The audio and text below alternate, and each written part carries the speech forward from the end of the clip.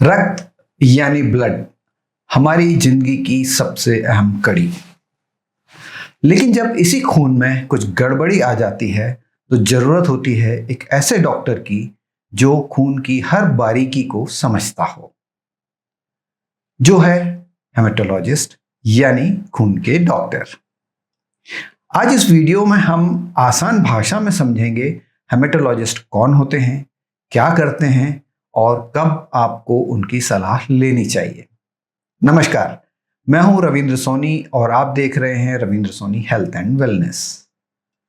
अगर आपने कभी सीबीसी या हीमोग्लोबिन जैसी रिपोर्ट देखी है तो ये वीडियो आप ही के लिए है और बहुत उपयोगी है। आइए समझते हैं हेमेटोलॉजी क्या होती है और हेमेटोलॉजिस्ट का काम क्या होता है। हेमेटोलॉजी शब्द दो ग्रीक शब्दों से बना है, हेमा यानी खून और लॉजी यानी अध्ययन। यानी हेमेटोलॉजी खून और उससे जुड़ी बीमारियों का अध्ययन है। हमारे शरीर में खून एक टीम की तरह काम करता है। आरबीसी यानी लाल रक्त कोशिकाएं ऑक्सीजन पहुंचाने का काम करती हैं। डब्ल्यूबीसी यानी सफेद रक्त कोशिकाएं संक्रमण से हमें बचाती हैं और प्लेटलेट्स चोट लगने पर खून को जमने में मदद करते हैं। और प्लाज्मा इन सब को एक साथ बहाने वाला माध्यम है। अगर इस टीम के किसी सदस्य में परेशानी आ जाए तो यही काम आता है हेमेटोलॉजिस्ट यानी रक्त विशेषज्ञ डॉक्टर। हेमेटोलॉजिस्ट वो डॉक्टर होते हैं जो खून और बोन मैरो से जुड़ी बीमारियों का निदान और इलाज करते हैं। ये पता लगाते हैं कि मरीज की समस्या कमी की वजह से है, कोई संक्रमण है, कोई जेनेटिक बीमारी है या कोई कैंसर से जुड़ी हुई समस्या है।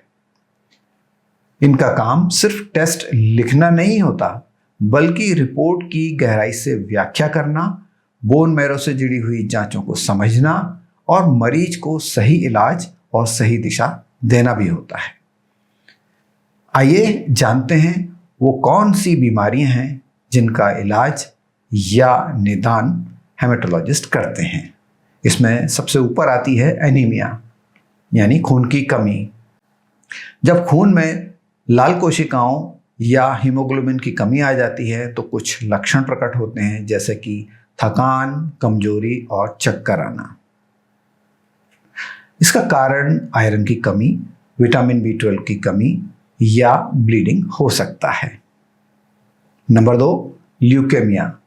ये एक प्रकार का ब्लड कैंसर है जिसमें WBC अनियंत्रित रूप से बढ़ते हैं।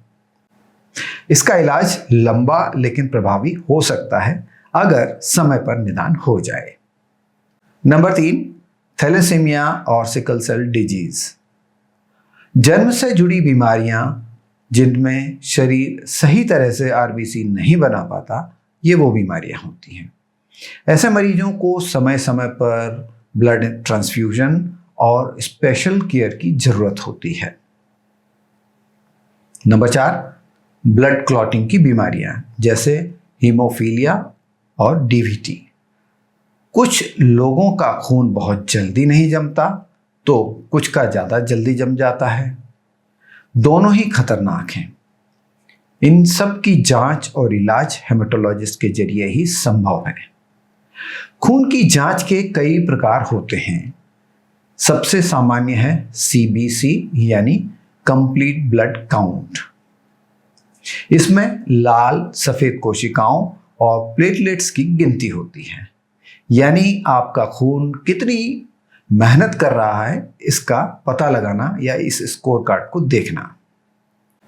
पेरिफेरल स्मीयर ये एक टेस्ट होता है जिसमें खून की बूंद को माइक्रोस्कोप से देखा जाता है।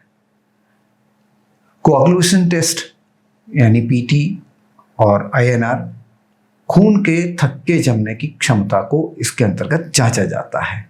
और बोन मैरो बायोप्सी, इससे हम पता लगाते हैं कि खून कहां और कैसे बन रहा है। इलाज हर मरीज के हिसाब से अलग अलग होता है। कभी केवल आयरन या विटामिन के सप्लीमेंट से फायदा हो जाता है तो कभी ब्लड ट्रांसफ्यूजन या कीमोथेरेपी की ज़रूरत पड़ती है। हेमेटोलॉजिस्ट यह तय करते हैं कि कौन सा इलाज सबसे सही रहेगा, ताकि मरीज को राहत भी मिले और बीमारी भी जड़ से खत्म हो या उसकी जड़ तक पहुंचा जा सके। उदाहरण के लिए सीमा नाम की एक महिला जो कि कई महीनों से थकान और चक्कर की शिकायत कर रही थी, उन्होंने एक हेमेटोलॉजिस्ट को दिखाया। सिर्फ एक सीबीसी टेस्ट से पता चला कि उन्हें आयरन की कमी है। सही दवा और डाइट से 2 महीने में उनकी ऊर्जा वापस आ गई। यानी सही डॉक्टर सही समय पर अगर उनको दिखाया जाए तो जीवन बदल सकता है। अगर आपको इनमें से कोई लक्षण दिखाई दें, जैसे लगातार थकान या चक्कर आना, बार बार संक्रमण होना, शरीर पर नीले या लाल धब्बे होना, बिना वजह ब्लीडिंग होना या बहुत जल्दी सांस फूलना, तो समय ना गंवाएं और किसी हेमेटोलॉजिस्ट से जरूर मिलें। अब हेमेटोलॉजिस्टों से जुड़े हुए कुछ सवालों की बारी।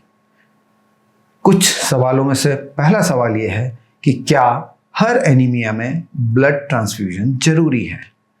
तो उत्तर है नहीं। ज्यादातर मामलों में सिर्फ डाइट और दवा काफी होती है। दूसरा प्रश्न है, क्या हेमेटोलॉजिस्ट सिर्फ कैंसर का इलाज करते हैं? तो इसका उत्तर भी है नहीं।